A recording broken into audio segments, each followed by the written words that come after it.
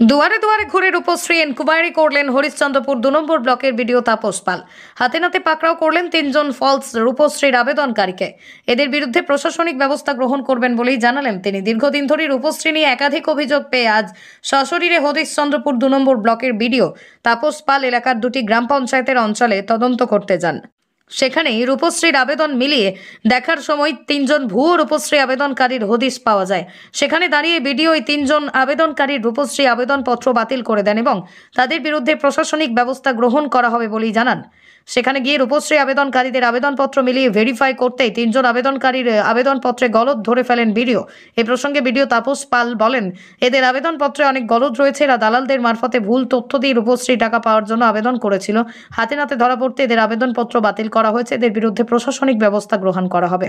Ideal national academy বালকদের একটি আদর্শ আবাসিক শিক্ষা প্রতিষ্ঠান। এখানে অডিও ভিজুয়াল ও আধুনিক শিক্ষার পাশাপাশি ধর্মীয় শিক্ষা প্রদান করা হয়। সেই সাথে ছাত্রদের সুস্বাস্থ্য বজায় রাখতে মাঝে মাঝে অভিজ্ঞ ডাক্তারদের দ্বারা চেক আপ করানো হয় ও সুষম খাবার প্রদান করা হয়। আপনার সন্তানের সুস্থ, সুন্দর ও উজ্জ্বল ভবিষ্যৎ গড়ে তুলতে চলে আসুন দিনহাটার বাবুপাড়া 2 নম্বর ওয়ার্ডে আইডিয়াল ন্যাশনাল একাডেমি মিশনে, অথবা যোগাযোগ করুন 9800711212 অথবা 9932230750 এই নম্বরে।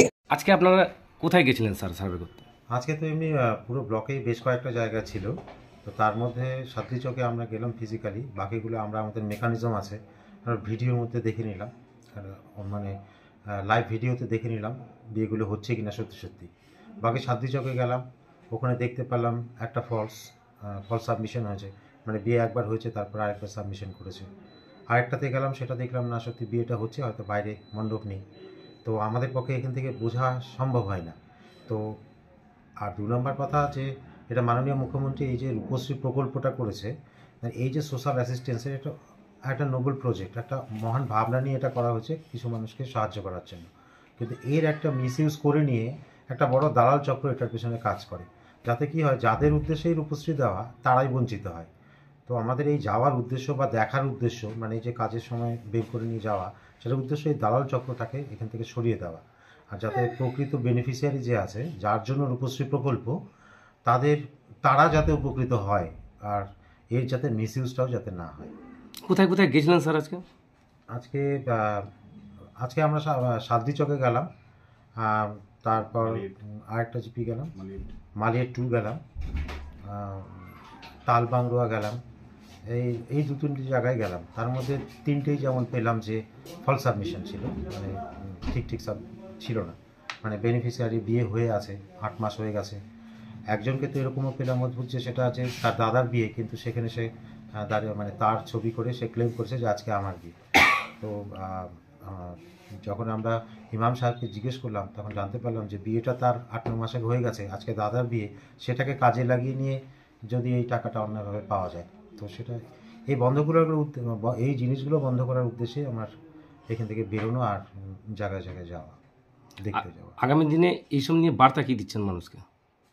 বার্তা সচেতন করতে কি বলতে? সচেতন করতে একটাই কথা বলবো, যে যাদের উদ্দেশ্যে এটা করা, যে উদ্দেশ্যে রূপশ্রী প্রকল্পটা মাননীয় মুখ্যমন্ত্রী এনেছেন, সেই প্রকল্পটাতে যারা অরিজিনালি যারা বেনিফিশিয়ারি, মানে যারা উপকৃত হবার কথা, যে ফ্যামিলিগুলো, যে নিডি ফ্যামিলিগুলো উপকৃত হবার কথা, তারাই যাতে উপকৃত হয়।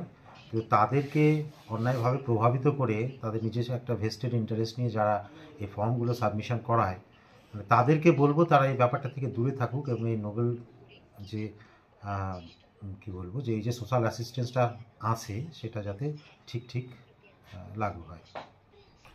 ওনাদের অভিজ্ঞতাটা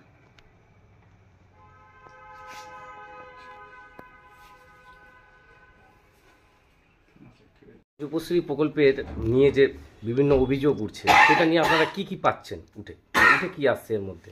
আমরা উঠেছি যেরকম যদি ছেলের যেই ছেলের সাথে বিয়ে হয় সেই ছেলের যদি বয়স না হয়ে থাকে, সেখানে ওরা ফলস করে আদার্স ছেলে নিয়ে চলে আসে।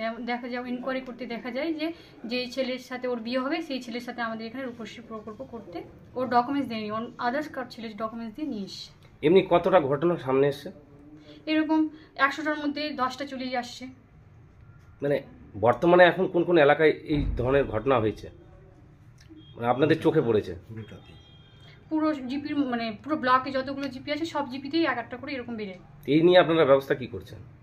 এরা আমরা যে স্যারকে ইনকোয়ারি করতে পাঠাই, তারপরে হচ্ছে যে আমরা নিজেরাও চেষ্টা করি যদি পারি তো ওদেরকে বোঝানোর চেষ্টা করি কি এরকম করবেন না, আপনাদের যে এই সময় বয়স হবে ছেলেদের, এই রূপশ্রী প্রকল্প হলো মেয়েদের 18 বছর, ছেলেদের 21 বছর।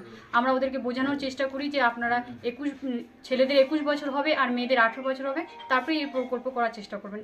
এর মধ্যে হলে বাল্য বিবাহটাও বন্ধ থাকবে, কম বয়সে যে ছেলে মেয়েদের বিয়ে হয়ে যাচ্ছে এটাও বন্ধ হবে এই প্রকল্পের মাধ্যমে। আপনার নাম আর পরিচয় দেবেন? আমার নাম অষ্টমী ঘোষ। আপনি কি দায়িত্বে আছেন? আমি ব্লকের রূপশ্রী ডিপার্টমেন্টের দায়িত্বে আছি।